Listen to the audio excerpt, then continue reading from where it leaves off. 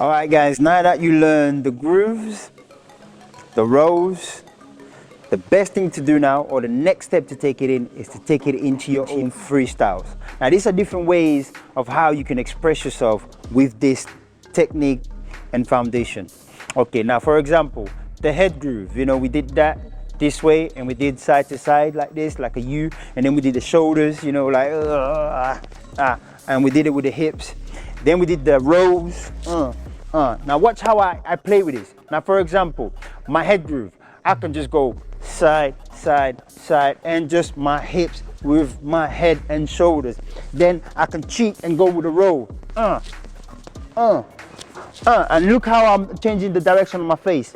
I can take a low. Step with it. See that? Then with the head. Just shoulders and hips. Step. See that? Then I can roll with it. Whew. And the beautiful thing about the roll is you can cheat like this. Make it big.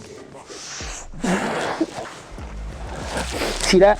Stretch it. Woo! You can do it Michael Jackson. Bring it round. Groove. Head roll. See how you cheat that? You go head roll and just finish it here. Reverse.